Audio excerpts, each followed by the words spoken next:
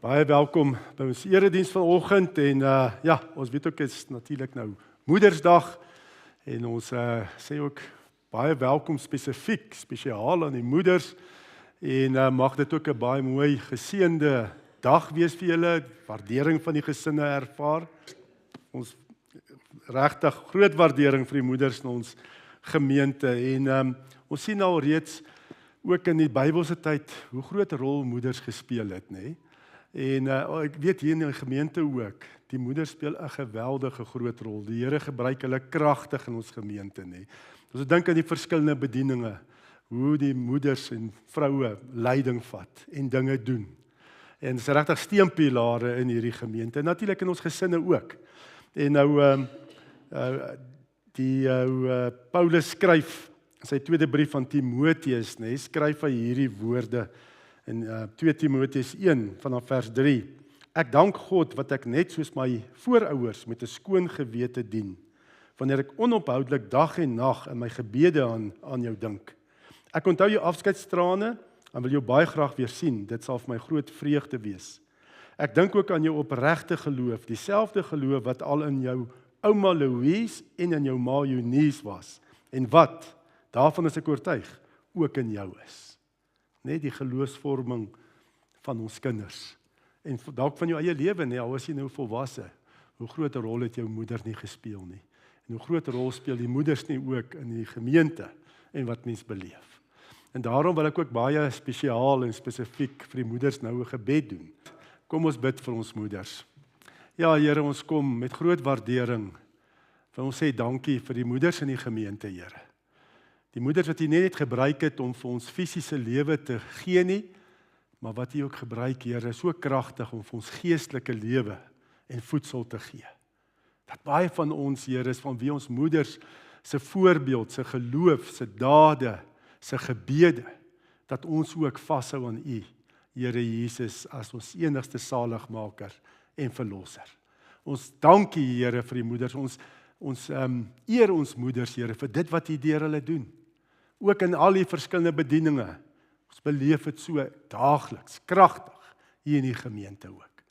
En dankie vir die moeders. En ek bid ook, Here, dat die moeders ook elke dag sal ervaar hulle word waardeer en dat U Heilige Gees hulle sal vul en kragtig in en deur hulle werk.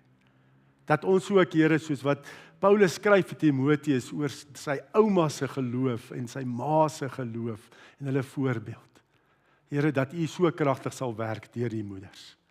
En dat net nog meer en meer mense sal kom tot geloof in Jesus. Dankie, Here, dankie vir elke moeder in die gemeente. Ons prys U vir hulle in Jesus se naam. Amen. Genade, barmhartigheid en vrede word ryklik geskenk van God ons Vader en ons Here Jesus Christus deur die kragtige werking van die Heilige Gees.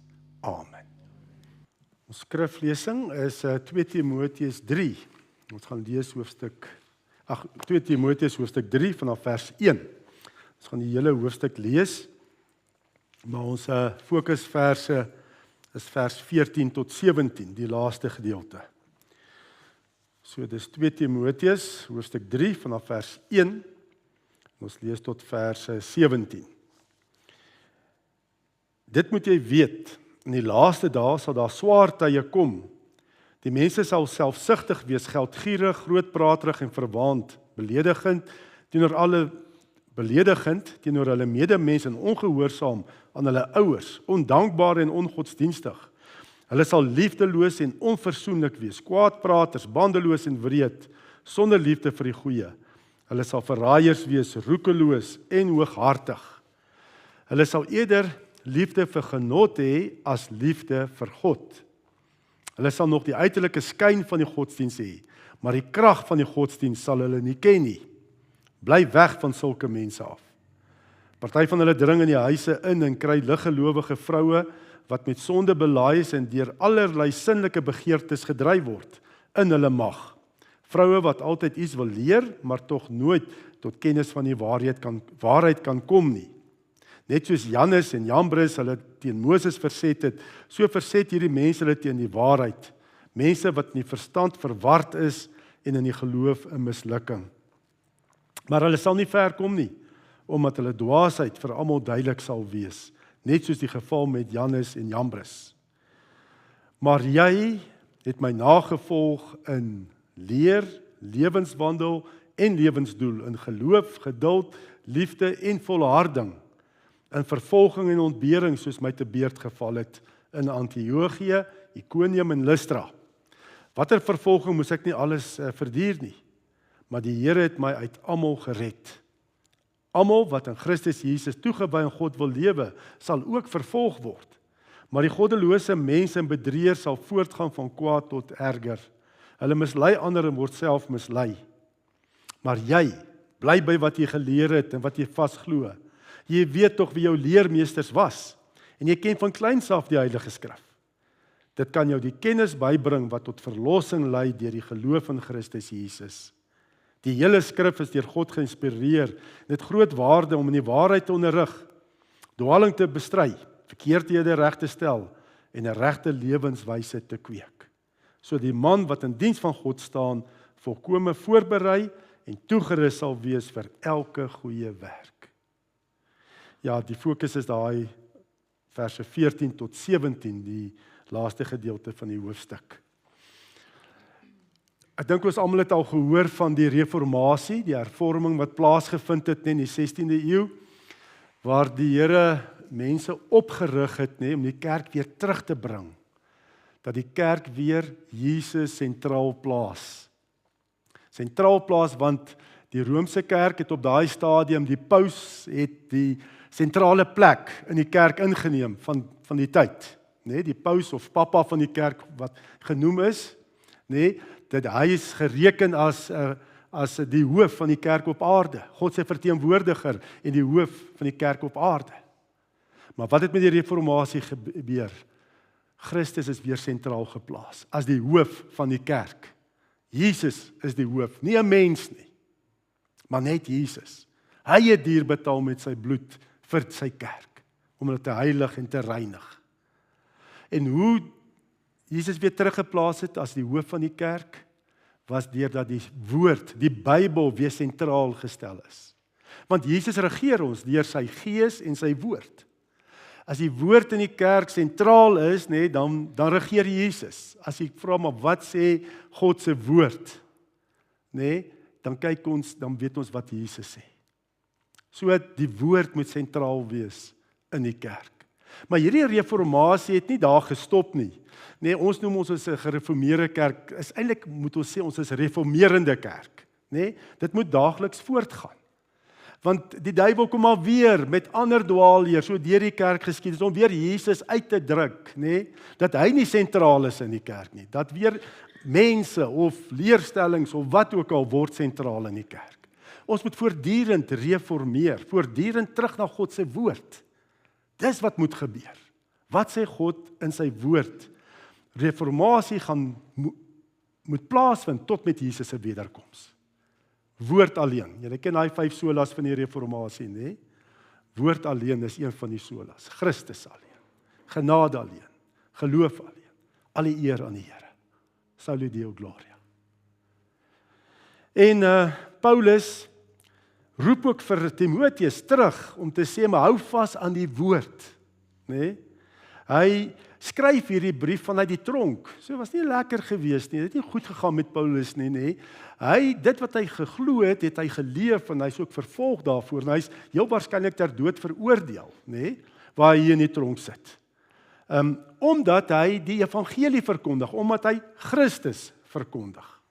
Omdat hy vashou aan Christus alleen as die hoof van die kerk. En dan sê hy ook, baie mense word verlei. Hy praat daar van Jannes en Jambres, en dan die volgende hoofstuk in vers 10 staan daar, Demas het die teenswoordige wêreld lief gekry, my verlaat en het na Tessalonika vertrek. So mense word verlei, voortdurend word verlei deur Satan. En dan sê hy ook hier baie duidelik in hierdie hoofstuk, daar is bedrieërs. Ons moet bedag wees, daar's heeltyd bedrieërs, Bedrieërs wat ons wil weglei van Jesus af, wat Satan gebruik dat Jesus nie sentraal is nie, want in die kerk is Jesus sentraal. Dis wat Christus moet verkondig word in die kerk. Hy is die hoof van die kerk, hy is die koning van die kerk. En dan sê hy vir Timoteus, hoe jy doen, lewe uit God se woord. Nee, lewe uit die woord. Nou, hy sê in vers 1, 2 Timoteus 3 vers 1, dit moet jy weet, in die laaste dae sal daar swaar tye kom. Nou kom ons kyk na die verskillende bedrieërs, wat jy wil verlei en wat jy wil weglei van Jesus af. Nee? Ons gaan kyk na hoe dit vandag ook gebeur. Hy praat van die laaste dae, nou wanneer is die laaste dae? Die laaste dae het begin met Christus se opstanding uit die dood, net te oorwin het, en dit gaan eers eindig, dis waar het begin, die laaste dae, en gaan eindig met Jesus se wederkoms. So die laaste dae is waarin ons nou leef. Ons leef in die laaste dae. En daar sal swaar tye kom. Dit is baie realisties. Daar gaan swaar tye kom, né? Ons leef in die laaste dae. En in hierdie laaste dae sê hy, goddelose mense en bedrieërs sal voortgaan van kwaad tot erger. Hulle mislei ander en word self mislei, né? Goddelose mense. Wat is goddelose mense? Dis mense sonder God en wat in opstand is teen God, né? Dit word net meer. Nee, dit sal gaan voortgaan van kwaad tot erger. Mense sonder God in opstand teen God. Bedrieërs, dis mense wat toer met woorde, wat welsprekend is en wat so goed praat, nee, dat hulle jou kan oortuig dat die leuen die waarheid is. Dis wat 'n bedrieër is. Hy toer, sy toer met woorde. Nee, dat jy later dink, maar dis wonderlik en 'n leuen word vir jou 'n waarheid. Nee? En dan wie? Wie is hulle? Wie is hierdie bedrieërs? Wat ons vandag ook het. Want daar's vandag ook bedrieërs en goddelose mense. Wie is hulle? As jy kyk na 2 Timoteus en ons kyk nou eers na Paulus in sy tyd, wie was die bedrieërs? Wat het hulle gesê? Wat se goed het hulle vertel dat dit lyk of 'n leuen die waarheid is? En as ons kyk na 2 Timoteus en 1 Timoteus en Titus en ons vergelyk wat daar geskryf is, dan sien ons, hulle het die Christelike godsdiens vermeng met die Joodse godsdiens en die Griekse godsdienste. Hulle het elemente gevat van verskillende godsdienste, nee, het hulle elemente gevat en dit saamgevoeg en sê dit is die regte godsdiens. Die beste element uit die Joodse godsdiens, uit die Griekse godsdiens, uit die Christelike godsdiens. Voeg dit saam, dit is die regte godsdiens. Nee, hulle vermeng godsdienste. Verskillende elemente. En vandag nog dieselfde. Vandag gebeur eintlik dieselfde. Die duiwel bly maar, hy is eintlik nie baie oorspronklik nie. Hy doen maar nog dieselfde ding vandag ook nie. Daar is absoluut 'n neiging, 'n beweging wat sê almal aanbid dieselfde God. Die New Age beweging. Die godsdienst wat die meeste groei in Amerika sê hulle. Nou hulle sê almal aanbid dieselfde God. Elkeen net op 'n verskillende manier gaan hulle na dieselfde God. Hy gaan deur Mohammed, ander deur Boeddha, ander gaan deur die Sangomos, voorvader geeste. En die Christene gaan natuurlik deur Jesus Christus. Ons almal aanbid dieselfde God. En hulle sal selfs kom met mooi woorde en sê, hulle weet die Christendom, nee, is die beste weg om by God uit te kom. Dit is die duidelikste weg. Maar God is 'n God van genade en liefde. Hy gaan die ander godsdienste aanvaar. Kyk hoe hard werk daai moslems. Kyk hoe hard werk die boeddhiste. Kyk wat doen hulle alles. Nee. Almal aanbid dieselfde. Alhoewel die Christendom die duidelikste weg is, nee, God is 'n God van genade en liefde. Hy sal almal net aanvaar. Maar ons weet dit is 'n groot leuen wat Satan gebruik om mense weg te vat van Jesus af. Dat hulle nie vashou aan Jesus as die weg, die waarheid en die lewe nie. Want dis wat Jesus gesê het. Johannes 14 vers 6. Ek is die weg en die waarheid en die lewe. Niemand kom na die Vader toe behalwe deur my nie. Daar's net een weg. Net een lewe. Net een waarheid. Dis Jesus Christus. Net deur hom kom ons by die Vader uit. Daar's geen ander weg nie. Daarom sal ek ook nooit deel word van 'n interfaith byeenkoms. Waar verskillende godsdienste bymekaar kom om te bid vir die vrede van ons land, nê? Interfaith byeenkoms waar byvoorbeeld Sangomas, Christene, Mohammedane, boeddhiste bymekaar kom en dan saam bid dat God moet vrede bring in ons land nie, want dan plaas ons die ware God op dieselfde vlak as afgode, as misleiding. Sal nooit deel wees daarvan nie. Ons kan nie God op dieselfde vlak plaas nie. Die ware God selfde vlak plaas nie.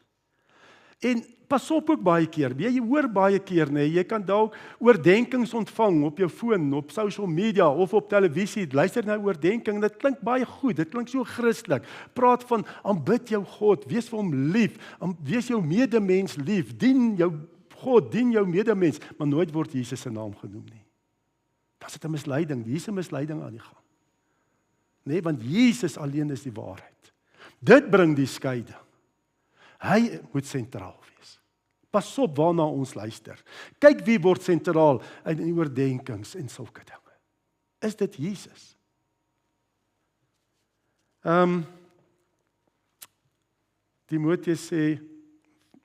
Paulus sê in 2 Timoteus 3 vers 13, maar goddelose mense bedrieë sal voortgaan van kwaad tot erger. Hulle mislei ander en word self mislei.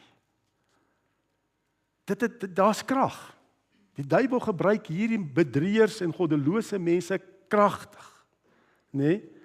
Hulle mislei word self mislei, soos Demas. Daar is ongelukkig teoloë wat sê dat Allah is ook God. Die wêreldraad van kerke akkommodeer allerhande godsdienste. En hierdie mense wat dit sê, mislei nie net ander nie, hulle self ook mislei. Deur wie? Deur die vader van die leuen. Hulle dink is die waarheid. Hulle self ook mislei. En dan mislei hulle ander mense. Satan gebruik hulle om ander mense te mislei. Dis nie onskuldig nie. Hulle gaan van kwaad tot erger. En dan Jesus het ook gesê, Matteus 24 vers 24, daar sal vals Christus en vals profete na vore kom. Hulle sal groot tekens en wonderwerke doen om, as dit moontlik was, selfs die uitverkorenes te mislei. Nee, wat gebeur het? Daar's mense wat eens gelowig was en dan val hulle weg van die geloof. Ek onthou hier vroeg 2000, was daar so 'n nuwe stroming wat ontstaan het. Hier die tradisionele kerke, nê, wat ontstaan het, hulle sê dit is die nuwe hervormers. Die nuwe hervormers wat nie Jesus erken as God nie. Wat net gesê hy's 'n goeie voorbeeld. Ek weet nie hoekom hou jy nog aan die Bybel vas as Jesus nie God is nie. Nee, sulke strominge wat kom, wat Jesus uitskuif. Dat hy nie meer die hoof, die koning van die kerk is nie. Dat nie God is nie. Bedrieërs word ook beskryf hierso in die begin van hoofstuk 3, 2 Timoteus 3 vers 1 tot 5. Die mense sal selfsugtig wees, geldgierig, grootpraterig en verwaand. Hulle sal liefdeloos en onversoenlik wees, sonder liefde vir die goeie. Sal eerder liefde vir genot hê as liefde vir God. Nee, en ons sien dit. Lees die koerant. Jy kry amper nie 'n koerant, maar ja, aanlyn, lees die koerant, luister na die dit is hoe dit gaan in ons samelewing. Nee, daar's geen liefde vir God nie. Nee, mense wat absoluut wil God verkleineer. Jy hoor baie mense praat so. En wat God, Jesus se naam as 'n vloekwoord, 'n skelnaam gebruik, nee, is 'n kragwoord.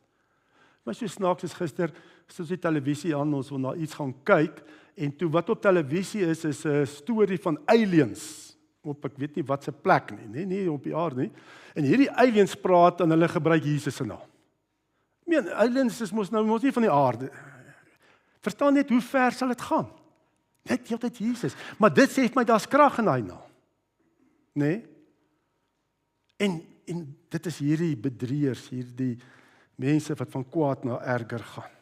Geen liefde vir God nie. Selfsugtig en geldgierig. Geen liefde vir naaste nie. Ja, weet jy, dit so hartseer dat mense nie 'n hart het vir ander mense nie. Nee, selfsugtig, geldgierig, dit gaan net oor wat ek kan kry. Ag, mense hoor dit baie keer, mense word vermoor vir hulle selfoon.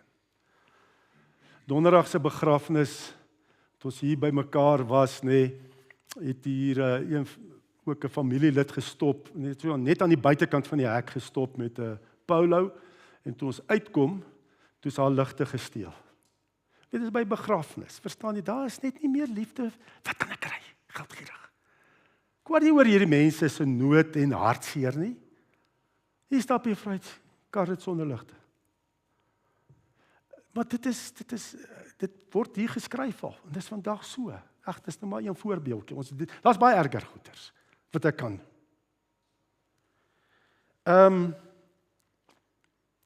Geen liefde vir reg nie, verdraai die reg.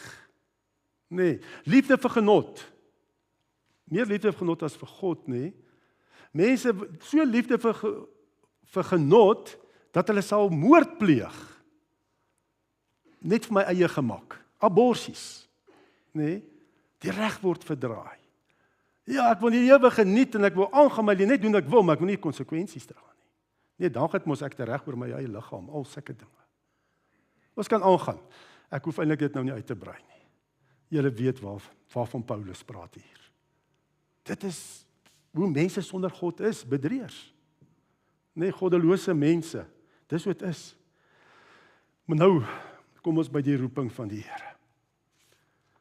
En wat sê die Here vir ons hier deur Paulus in 2 Timoteus 3?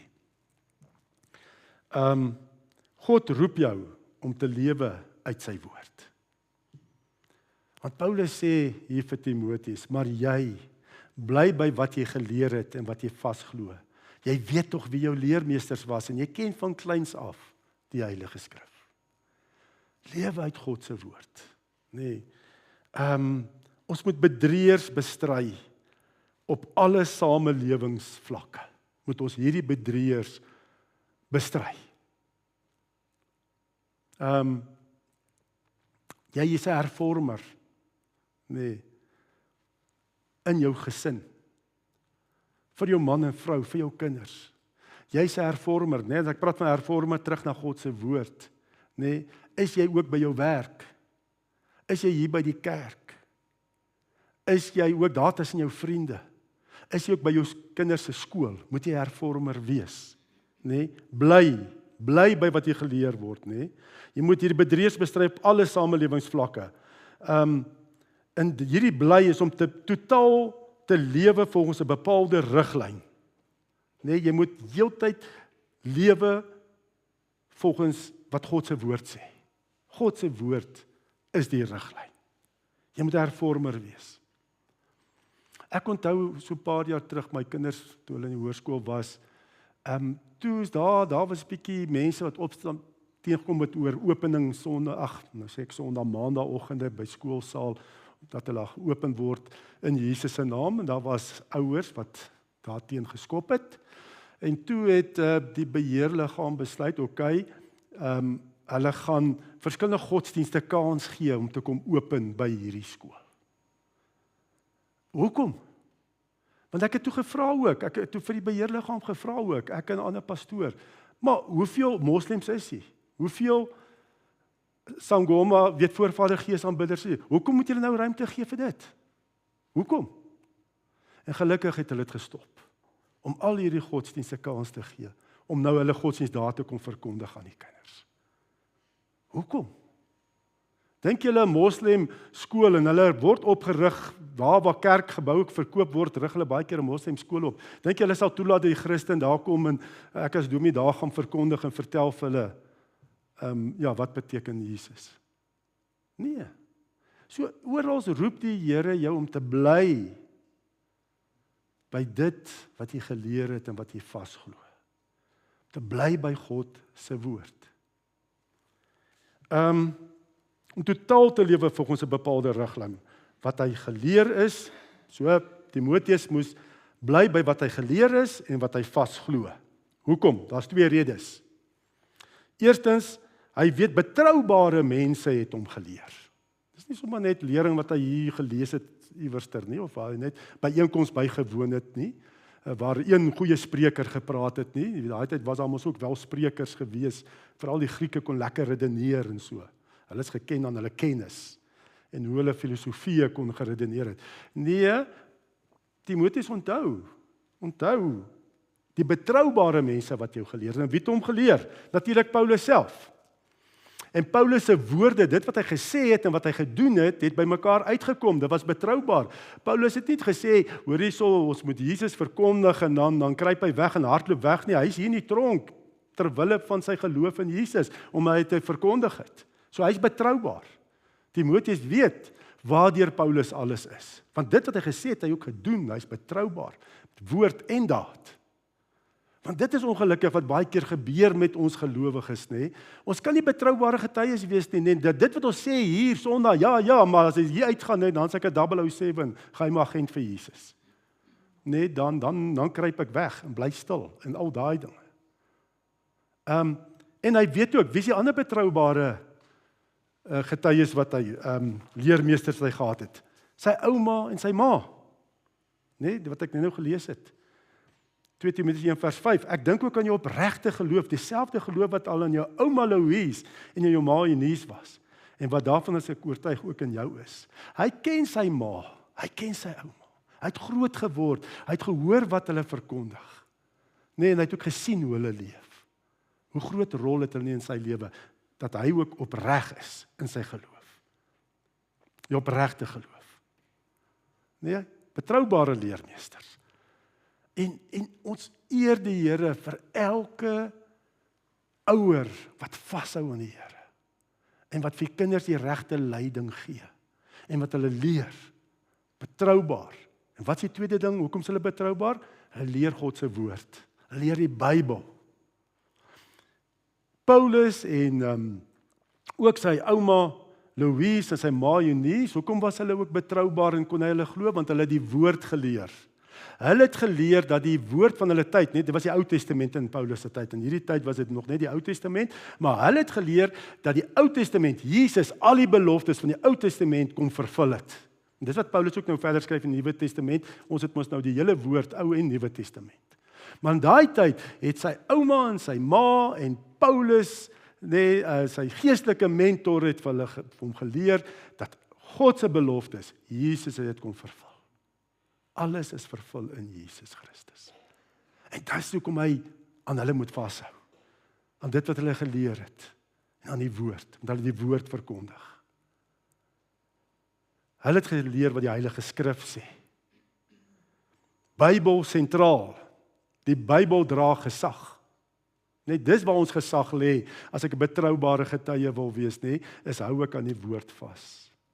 Leer ek die woord vir my kinders. En dis nie net Sondag en wat ek praat oor die woord nie, dit is sommer daar waar ek skool toe ry, En jy sien hier stap een verby wat iemand wat swaar kry arm is, dan kan jy vir jou kinders sê, kom ons sê vir die Here dankie vir ons seëning, ons bid vir daai persoon. Net elke keer, as dit gebeur is 'n teaching moment. Soos wat hulle die Here kan raak sien in die alledaagse bestaan. Kom ons voordat jy skryf, kom ons bid gou eers in die kar. Weet jy het 'n krisis met 'n maatjie of so, kom ons bid dat die Here dit kom verander.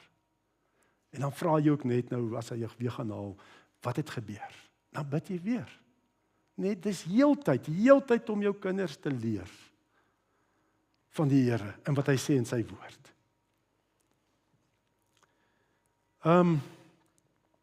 Die Bybel dra die gesag. Dit is God. Dis hoe hy ons regeer deur sy Gees en sy woord. En as die Gees werk, dan leer jy die woord met liefde. En daar's lewe. So ons het 2 wapens.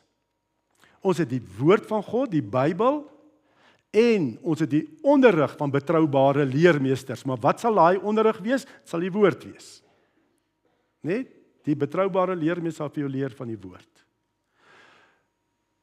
Dit kan nou jou ouers wees, wat jy die woord toepassing maak in jou lewe.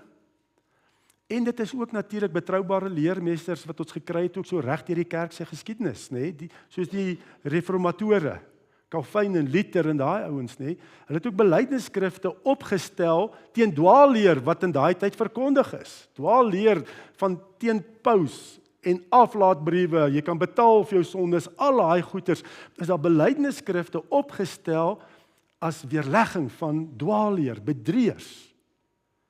Maar wat sê daai belydenisskrifte? Dis 'n samevatting wat in die woord staan. Net dis hoekom dit betroubaar is. En as daar vandag uitkom dat hierdie stuk van ons belydenisskrif nie ooreenkom met God se woord nie, dan verander ons nie die woord nie, ons verander daai belydenis. Bring dit in lyn met God se woord. Maar ons het dit. So jy het twee wapens, jy het die woord van God, maar dit is natuurlik alles onder leiding van die Gees, en jy het die belydenisskrifte. Nee? Betroubare leermeester, samevatting teen dwaalleer, samevatting van God se waarheid in sy woord. Met hierdie twee wapens moet ons ook betroubare leermeesters wees, hervormers. Ek moet 'n hervormer wees vir my gesin, nee, as jy daai hele gedeelte lees, vers 17, hy sê, sodat die man wat in diens van God staan, dis nou vers 17, volkome voorberei en toegerus sal wees vir elke goeie werk.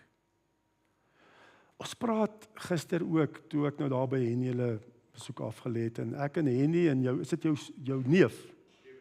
Jou neef, nee, praat, wat ook toegewy is aan die Here.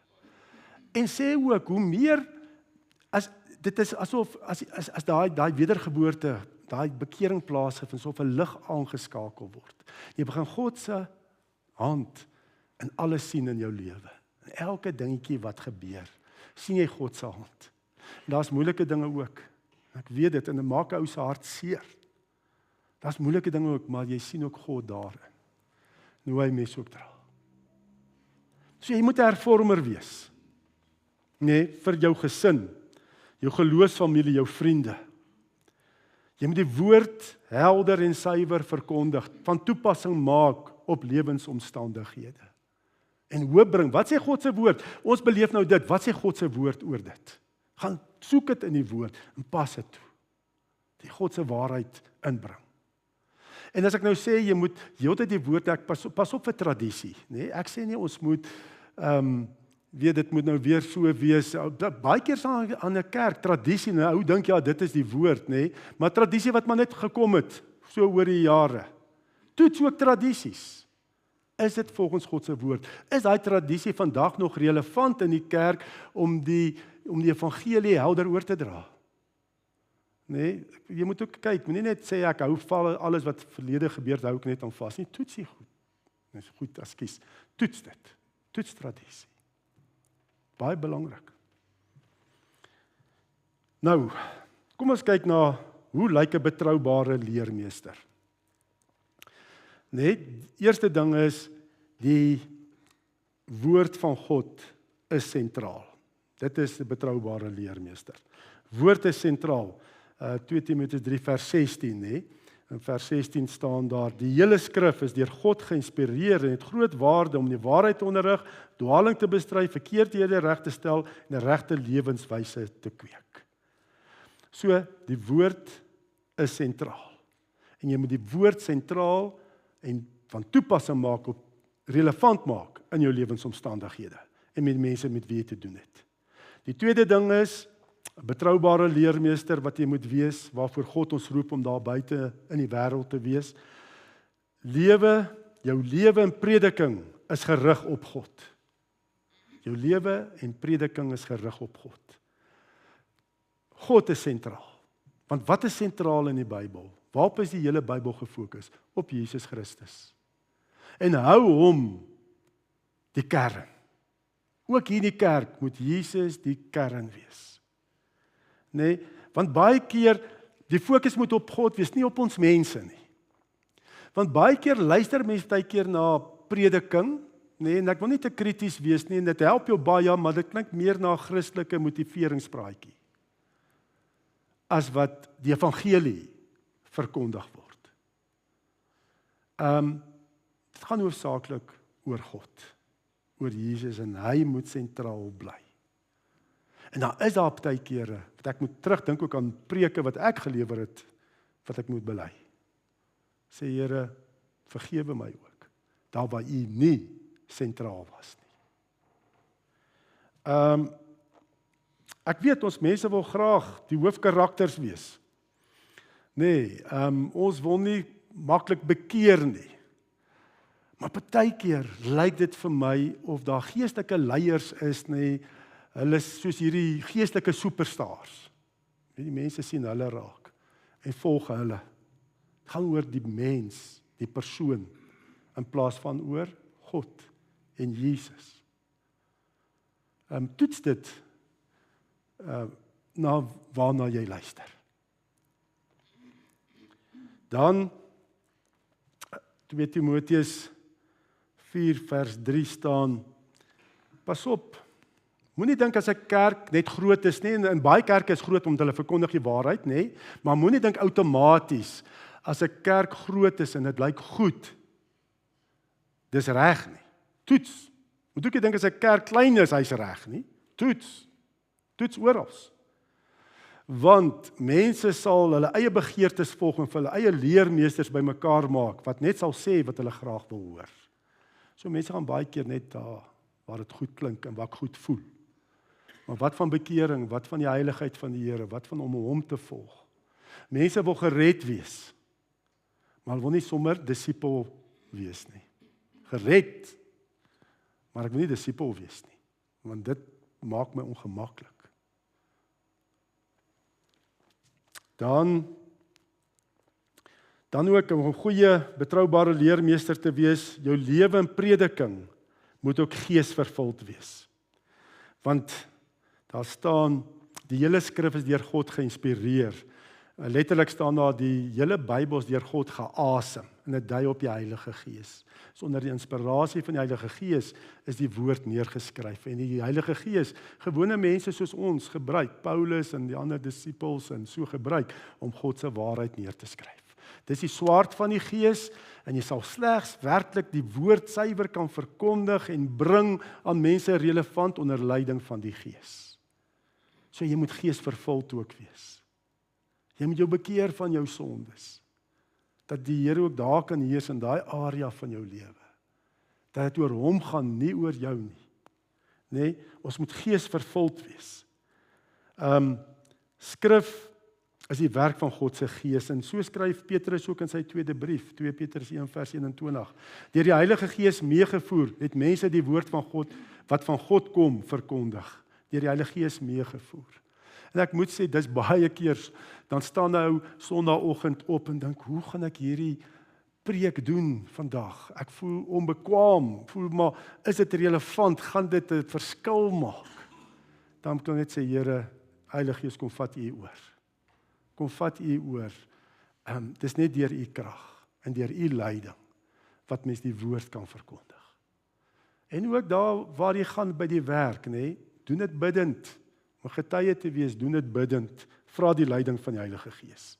En die Heilige Gees werk deur die skrif. Hoe meer jy die Bybel lees, hoe meer sal die Heilige Gees ook deur jou werk. Nee, want die skrif is deur God geasem, sy Gees se werking. So hoe meer jy die woord lees, hoe meer gaan die Gees ook deur jou werk. Ek lees van hoe meer gaan jou lewe verander. En ook bekwam wees om die woord te leer. Nee, hoe meer jy dit lees, hoe meer gaan jou lewe verander en bekwam wees om dit te leer. Ek lees van 'n navorsing wat gedoen is onder 40.000 mense. Gekyk, wat is die effek van Bybel lees op mense se lewens, op hulle lewensgeluk. En hierdie navorsing wys, wanneer iemand, 'n persoon, net 1 of 2 keer per week die Bybel lees, is daar nie 'n noemenswaardige verandering in lewensgeluk nie. Dit raak jou lewe nie so veel nie. As jy 3 keer per week die Bybel lees, is daar 'n effense opflikkering in lewensgeluk. Maar 4 keer en meer per week wat jy die Bybel lees, nê, is daar 'n eksponensiële toename in lewensgeluk. So as jy verby daai 3 keer 'n week, as jy 4 keer en meer, nê, dan gaan jy sien jou lewe verander. Daar's 'n eksponensiële verandering in lewensgeluk. So, hou aan om die woord te lees en vra vir die vervulling van die Heilige Gees.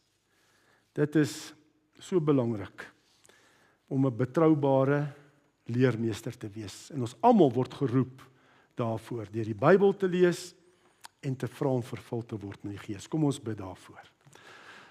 Here, ons sê dankie, Here, dat, Here Jesus, dat ons nie mense hoef te volg nie, want mense is feilbaar. Mense gaan ons teleurstel. Maar dankie Here Jesus dat U die hoof van die kerk is. En dat U ook vanoggend hier teenwoordig is deur die Gees en ook die woord wat verkondig word en gelees word. En ek vra ook Here as ons hier uitgaan, Here, ons liggame sê U is 'n tempel van die Gees. En dat ons hierdie tempels van ons sal opbou en skoon hou en mooi maak, deurdat ons ook getrou daagliks U woord lees, om ons lewens te rig volgens U woord en te vra dat Heilige Gees, dat U die woord lewendig sal maak in ons lewens. Dat U kragtig in en deur ons sal werk, ons sensitief sal maak vir U leiding, dat waar ons iets moet sê, Here, dat ons sal getuig van die waarheid wat staan in U woord. Dat ons nie sal stil bly nie. En dat ons ook onderskeidingsvermoë sal hê van wat aangaan. Want daar's baie bedrieërs en goddelose mense wat ons wil mislei en verlei. En dat die praatjies klink baie keer so goed, so mooi. Maar Heilige Gees, een van die gawes is onderskeiding van geeste. Dat ons ook met U gawe van onderskeiding van gees die woord sal gebruik om ook 'n bedrieërheid te ontmasker. Om ook te weet wat U waarheid is. Wat U wil vir ons lewens. Lei ons, Here, en dat U die middelpunt sal wees van ons lewens. Bid dit in Jesus se kosbare naam. Amen. Vang die seën van die Here. Die genade van ons Here Jesus Christus en die liefde van God die Vader en die gemeenskap van die Heilige Gees sal by ons elkeen wees en bly. Amen.